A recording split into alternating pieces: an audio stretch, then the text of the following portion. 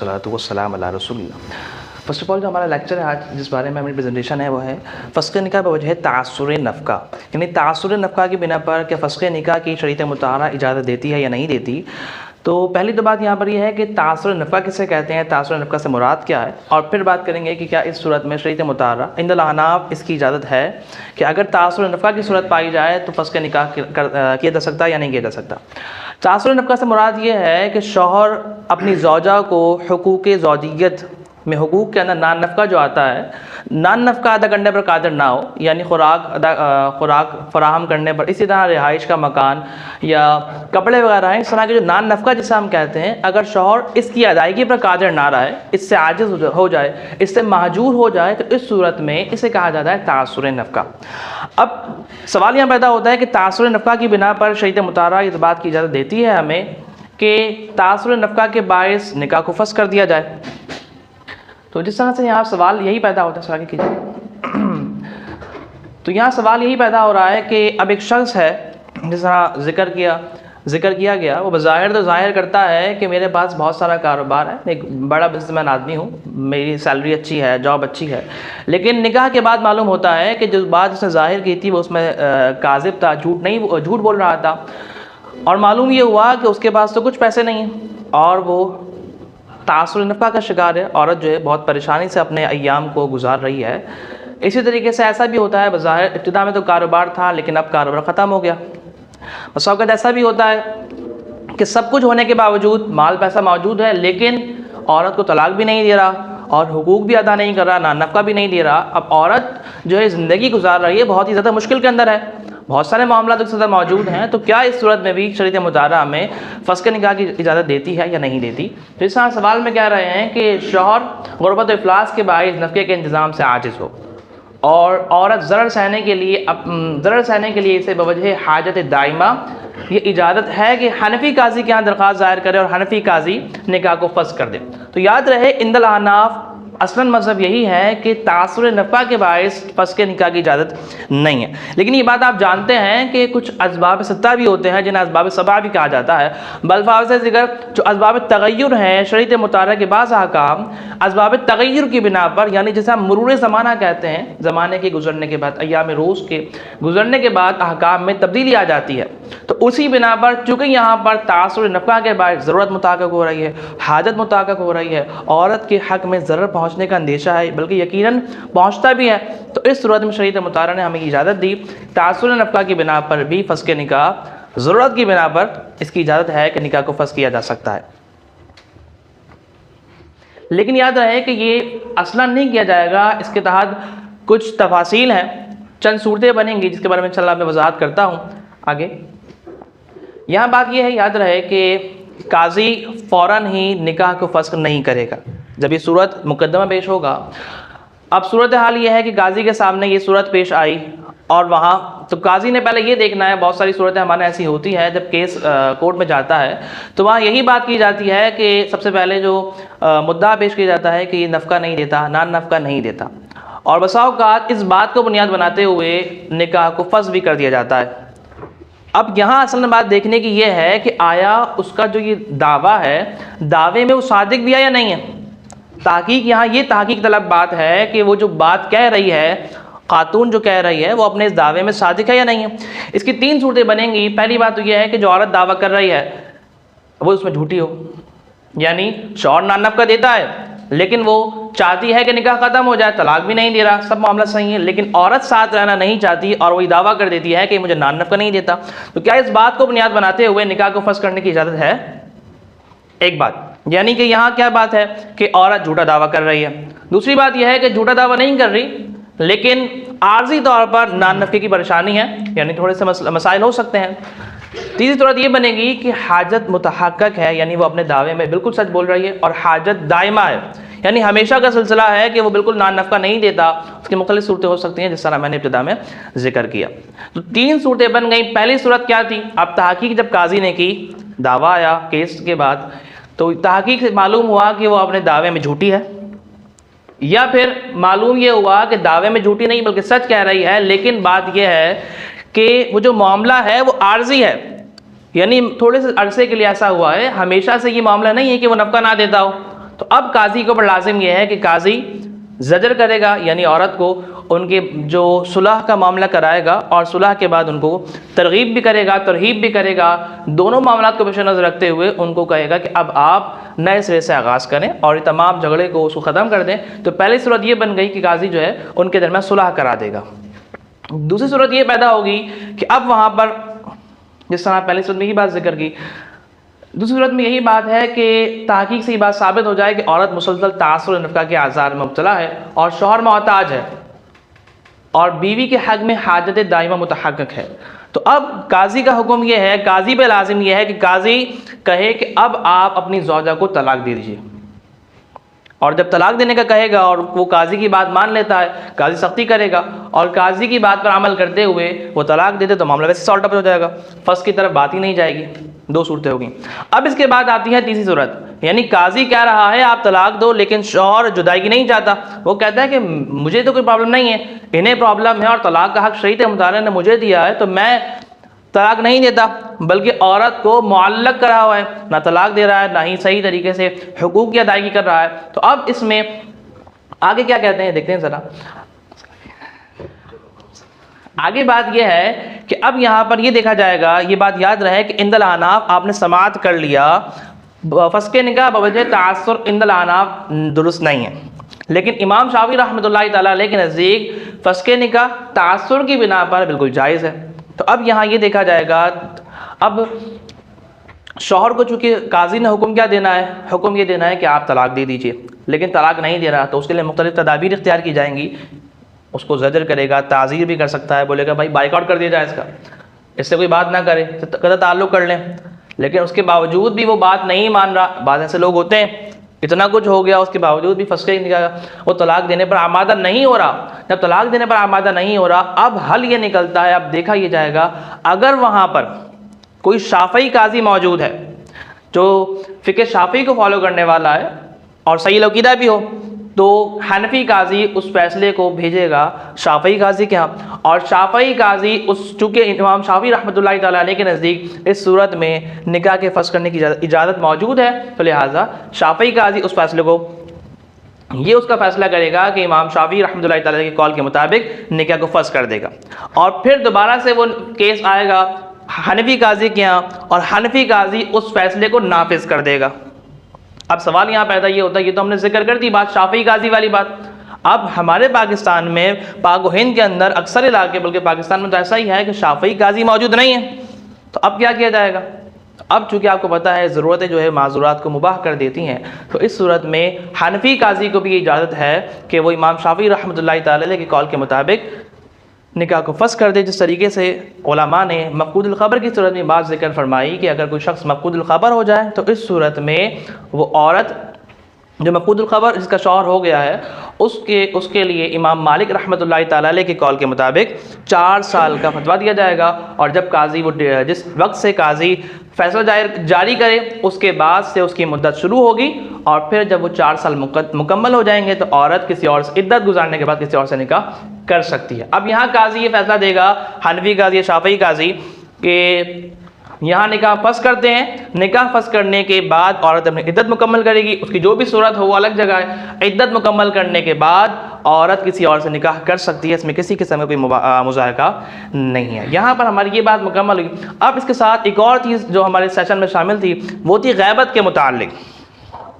गैबत, जिस तरह गैबत में एक मफ़क़ूदुल ख़बर की सूरत भी होती है, इसके अलावा और भी सूरतें होती हैं जिसको जिक्र किया, तो सब आगे करते हैं। आगे बात ये चल रही है कि अब सूरत हाल ये है कि गुर्बत और इफलास का मामला नहीं है, बल्कि शौहर जो है वो गायब हो गया, शौहर मौजूद ही नहीं है, ज़ौजा है उसको छोड़ कर चला गया। उसकी 4 सूरतें बनती हैं, बसा औक़ात गैबत मुनक़तिया होती है, बसा औक़ात मफ़क़ूदुल ख़बर की सूरत बन जाती है, बसा औक़ात गैबत गैर मुनक़तिया होती है। तो देखिए पहली सूरत क्या कहते हैं कि शौहर मफ़क़ूदुल ख़बर है। शौहर मफ़क़ूदुल ख़बर का मतलब क्या होता है, ऐसा लापता कि उसकी मौत व हयात का भी सुराग नहीं, यानी पता ही नहीं है कहाँ है, ज़िंदा है मुर्दा है, कुछ पता ही नहीं है, इसे कहते हैं मफ़क़ूदुल ख़बर। और ना ही उसके पास उसका कोई माल है, जिन्स कदर मौजूद है जिसकी बिना पर औरत का काम चल सके। यानी यहाँ ये बात है, 2 चीज़ें हैं औरत के हक़ में, जो औरत को मुश्किलात का सामना है, एक तो तासुर नफ़का है और दूसरी बात हुकूक ज़ौजियत भी तो एक मामला है ना, दोनों ही चीज़ें। अब अगर तासुर नफ़का नहीं है तो उसके लिए ज़िंदगी को गुजारना मुश्किल है, हुकूक ज़ौजियत की अगर अदायगी ना हो तो इस सूरत में गुनाह में मुब्तला होने का अंदेशा है। तो दो सूरतें हो गई, दो एतबार से हरज पैदा हो रहा है, दो एतबार से ज़रर है और दोनों ही एतबार से यहाँ पर ज़रूरत भी मुतहक़्क़िक़ हो रही है। उसकी सूरतें मुख्तलिफ बन जाएंगी, उसकी कंडीशन कैसी है, हालत कैसी है।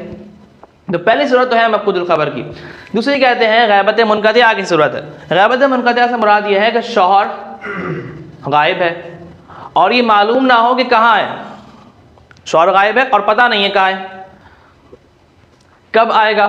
हाँ ये मालूम है कि वो ज़िंदा है, ख्वाह कहीं भी हो, यानी ये बात पता है कि ज़िंदा है लेकिन ये नहीं पता कि कहाँ है और कोई ताल्लुक़ भी नहीं।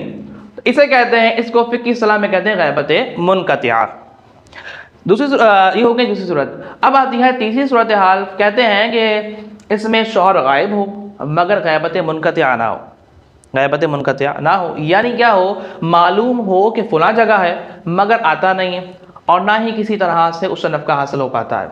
यानी तीसरी सूरत हाल में ये बता रहे हैं कि ग़ैबत मुनक़तिआ भी नहीं है, यानी शौहर पता है ज़िंदा है और यही पता है कहाँ पर है लेकिन ना आता है, ना कोई ताल्लुक़ वास्ता है, ना नफ़का देने पर नफ़का देता है। तो इस सूरत में भी क्या हुक्म है इंशाल्लाह आगे हम जानते हैं। आखिरी सूरत हाल ये बता रहे हैं कि शौहर मौजूद है मगर उसने बीवी को मुअल्लक़ा बना दिया है, ना तलाक देकर आज़ाद करता है, ना ही उसके हुकूक यानी नान नफ़का अदा करता है। तो यहाँ ये बताना चाह रहे हैं कि शौहर मौजूद है लेकिन ना नान नफ़का दे रहा है और ना ही हुकूक ज़ौजियत अदा कर रहा है और ना तलाक दे रहा है, गोया कि उसे मुअल्लक़ा बना दिया है। तो अब क्या सूरत इसमें हुक्म होगा, इन चारों के अहकाम इंशाल्लाह हम आगे वाली स्लाइड में देखते हैं। तो याद रहे कि खुलासतन अगर मैं इनके अहकाम ज़िक्र कर दूँ तो ये है कि चूँकि यहाँ तीनों ही बल्कि चारों ही सूरतों के अंदर ज़रूरत मुतहक़्क़िक़ हो रही है, तो ज़रूरत मुतहक़्क़िक़ होने की बिना पर इन चारों सूरतों में शरीयत मुताहरा ने कुछ मराहिल हैं उनसे गुजरने के बाद फ़स्ख़ निकाह की इजाज़त दी है इन चारों ही सूरतों में। तो देखें पहली सूरत क्या है, मफ़क़ूदुल ख़बर के बारे में आप जानते हैं कि मफ़क़ूदुल ख़बर अगर शौहर मफ़क़ूदुल ख़बर हो जिसके बाइस ताज़ुर नफ़का की सूरत दरपेश हो गई तो इमाम मालिक अलैहिर्रहमा की कौल पर फतवा है। इमाम मालिक के नज़दीक क्या है, 4 साल के जब काजी के यहाँ पेश हुआ मुकदमा, तहक़ीक़ हो गई कि भाई ग़ैबत जो शौहर है मफ़क़ूदुल ख़बर है, कुछ पता नहीं है, तो अब काजी हुक्म ये देगा इमाम मालिक अलैहिर्रहमा की कौल के मुताबिक कि औरत 4 साल तक इंतज़ार करे, अगर शौहर का पता चल जाए तो फ़बीहा, वरना फिर क्या नतीजा निकलेगा, नतीजा ये होगा कि वो इद्दत गुजार कर फिर किसी और से निकाह कर सकती है। दूसरी सूरत थी ग़ैबत मुनक़तिआ। ग़ैबत मुनक़तिआ भी है और नफ़का भी नहीं दे रहा, पता है मतलब ये पता है ज़िंदा है लेकिन ये नहीं पता कहाँ है और ना ही नफ़का दे रहा है, जिसमें अब यहाँ पर यह है कि वही वाला हुक्म कि हनफी काजी के अलावा जिनके नज़दीक ताज़ुर नफ़का की बिना पर, इज़्ज़े नफ़का की बिना पर निकाह के फ़स्ख़ करने की इजाज़त है, उस काजी के यहाँ जाकर अगर उस काजी के भेज दिया जाए और वो काजी फ़स्ख़ के निकाह कर दे। और तीसरी सूरत हाल क्या है, कहते हैं कि ग़ैबत गैर मुनक़तिआ की सूरत में जब हुसूल नफ़का मुताज़र हो जाए तो भी ग़ैबत मुनक़तिआ की तरह हुक्म है, यानी इसमें भी ग़ैबत मुनक़तिआ का हुक्म है। इसके कायल फ़िक़्ह हनफ़ी के जलील क़द्र आइम्मा फ़ुक़हा है। यानी यहाँ पर भी यही बात कहना चाह रहे हैं, इन तीनों सूरतों के अंदर हासिल कलाम यही है, इसका खुलासा यह है कि तीनों सूरतों में फ़स्ख़ निकाह की इजाज़त है। पहली वाली सूरत में चूँकि शौहर मफ़क़ूदुल ख़बर है तो वहाँ इमाम मालिक के कौल पर फतवा है, और बकिया दोनों सूरतों में चूँकि पता है तो वहाँ ज़रूरत की बिना पर फ़स्ख़ निकाह की इजाज़त है, लेकिन कुछ मराइल हैं जिसके बारे में हम आखिर में गुफ्तगू करते हैं। आखिरी सूरत हाल क्या है, कहते हैं कि अपने मज़हब के दायरे में रहते हुए, यानी आखिरी सूरत हाल क्या थी, वो सूरत ये थी कि शौहर मौजूद है, पता भी है लेकिन नफ़का नहीं दे रहा और उसे मुअल्लक़ा बना कर रखा हुआ है, यानी ना तलाक देता है और ना ही तमाम अच्छे अंदाज में या हुकूक की अदायगी भी नहीं करता, कुछ भी नहीं करता। तो कहते हैं यहाँ पर अपने मज़हब के दायरे में रहते हुए कुछ मुअस्सिर तदाबीर अपनाई जाएँ, वो बेअसर हो जाएँ, तो किसी हनफी काजी के यहाँ मुकदमा पेश करें और वो तहक़ीक़ के बाद फ़स्ख़ निकाह कर सकता है, इसमें कोई मज़ाक़ा नहीं है। तो यही बात मालूम हुई, पहली सूरत का मौक़िफ़ अलग है, इमाम मालिक के कौल पर फतवा है, बकिया तीनों सूरतों के अंदर फ़स्ख़ निकाह की इजाज़त मौजूद है। अब यहाँ जो पॉइंट कह रहे हैं वो ये बात है, याद रहे कि पहली, दूसरी, तीसरी सूरतों में भी यही हुक्म है, पहले दफ़े ज़रर की तदाबीर अपने मज़हब के दायरे में रह कर इख्तियार की जाए, अगर वो बेअसर हो जाएँ तो आखिरी मरहले में जाकर फ़स्क़ निकाह का फ़ैसला किया जाएगा। तो याद रहे फ़स्क़ निकाह चूँकि एक बड़ा मामला है, कोई छोटा मामला नहीं है, इसके लिए सबसे पहले जो हुक्म है वो यही है कि कुछ मौसर तदाबीर इख्तियार की जाएंगी। शौहर को हुक्म होगा, जैसे हम शुरू में बात समाअत कर चुके हैं कि शौहर को काजी हुक्म ये दे कि भाई आप तलाक दे दो। तलाक नहीं दे रहा तो फिर कहे कि इसका बाइकआउट कर दिया जाए, इसे परेशान कर दिया जाए। बाइकआउट करने से इंसान होता है कि एक फासिक से फासिक जैसा भी शख्स हो ना, बाइकआउट अगर किया जाए तो वो सुधरने की तरफ आ जाता है। लेकिन अगर नहीं आ रहा तो फिर हुक्म यह है कि फ़स्क़ निकाह की तरफ आप जाएंगे। अब आखिरी में जो बात कहते हैं, कुछ तदाबीर हैं कि फ़स्क़ निकाह करने से पहले, तो कहते हैं फ़स्क़ निकाह के मराहिल क्या हैं, फ़स्क़ निकाह से पहले के मराहिल। यानी फ़स्क़ निकाह करना है उससे पहले आपके पास क्या है कि आपने फ़स्क़ निकाह के डायरेक्ट कर देंगे, नहीं, बल्कि उससे पहले कुछ मरहले हैं। शरीयत मुताहरा ने कुछ बातें ज़िक्र की हैं कि आपने उसे इख्तियार करना है। उसके बाद जाके अगर कोई सबील ना बन सके फिर आपका स्टेप आएगा आखिर में, जब आप आजिज़ हो गए, कुछ नहीं कर पा रहे, तो फिर आप फ़स्क़ निकाह की तरफ जा सकते हैं। तो पहली बात कहते हैं कि शौहर का मुआशरती बाइकआउट किया जाए, इसमें कुछ भी ढील ना रखी जाए। तो ये मुआशरती बाइकआउट जो होता है, इसकी सूरत में यही बात जिक्र की गई यहाँ पर कि जैसा भी इंसान हो, कैसा भी सरकश इंसान हो, वो यकीनन सुधरने की तरफ आ जाता है और वो परेशान हो जाता है, बेजार हो जाता है, बेजारी की कैफियत पैदा हो जाती है और वो दुरुस्ती की तरफ आ जाता है, ताकि फिर जो बॉयकॉट की एक फ़ज़ा है ये ख़त्म हो और लोगों के साथ वो दोबारा से मिलजुल कर रह सके। आखिर में दूसरा पॉइंट क्या है कि लेकिन अगर वो सख्त दिल है, मुर्दा ज़मीर है, बेतौफ़ीक शख्स है, तो सरकशी से बाज ना आया तो औरत को सब्र व शुक्र और राज़ी बरिज़ा रहने का हुक्म दिया जाएगा। तो यहाँ पर ये बात कहना चाह रहे हैं कि औरत को अब ये हुक्म दिया जाएगा कि भाई वो नहीं बात मान रहा, तलाक नहीं दे रहा, तो अब औरत को हुक्म ये देंगे कि आप रोज़े रखें, सब्र करें, शुक्र करें, यानी सब्र के साथ आप ज़िंदगी गुजारने की कोशिश करें। और यहाँ पर एक मुफीद मशवरा भी है कि अब जो हमारे यहाँ कुछ ऐसे लोग हैं, ख़ानदान के जो लोग हैं, उन्हें पता है ये फ़ज़ा कायम हो चुकी है, तो वो औरत को नफ़का दें, यानी औरत को पैसे दें ताकि उसके जो है गुज़र बसर हो सके। और फिर औरत के लिए दूसरे मामलात हैं, उसके लिए हुक्म यह है कि वो सब्र करे और रोज़े रखे, ताकि जो उसकी एक कैफियत है उसमें भी जो है वो उसका भी तदारुक हो सके। इन दोनों मामलों को रखते हुए शरीयत ने हुक्म ये दिया कि अब औरत का हुक्म यह है कि अब वो राज़ी बरज़ा रहे, जो मुकद्दर में है, इस तरह से अगर वो गुजार सकती है अपनी ज़िंदगी को तो गुजारे। अब स्टेप ये आता है कि नहीं हो पा रहा मामला, यानी औरत इससे आजिज़ हो गई है, औरत जो है सब्र नहीं कर पा रही। पहले एक उसने अपील की थी, अब सब्र नहीं हो रहा, ना नफ़का नहीं दे रहा कोई, और गुज़र औक़ात बहुत मुश्किल हो रही है, या फिर वो अपने आप को कंट्रोल नहीं कर पा रही, बल्कि गुनाह में पड़ जाने का अंदेशा है। तो फिर क्या हुक्म है? तो अब जाके जब कुछ भी नहीं बचा, अब ज़रूरत मुताबिक हो गई है, ना नफ़के की भी सूरत है और यहाँ पर गुनाह में इब्तिला का भी यकीन हो गया है, ज़न्ने गालिब हो गया है, तो अब जाकर हुक्म ये है, कहते हैं कि आखिरी सूरत में, लेकिन अगर औरत इसके बावजूद भी अदम सब्र की शिकायत करे और इसकी उम्र, हालत, आदत इसकी शाहिद हो, तो अब ज़रूरत शरई मुतहक़्क़क़ हो, यानी उसकी उम्र भी है, यंग है, हालत बता रही है, आदत बता रही है, तो वो उसकी शाहिद है शरीयत। अब कहते हैं कि ज़रूरत शरई मुतहक़्क़क़ हो चुकी है, तो इस मरहले में जाकर काजी को फ़स्क़ निकाह की इजाज़त है। तो ये मराहिल थे जिनसे गुजरने के बाद काजी निकाह को फ़स्क़ कर सकता है। तो यहाँ पर हमारी प्रेजेंटेशन मुकम्मल हुई। अब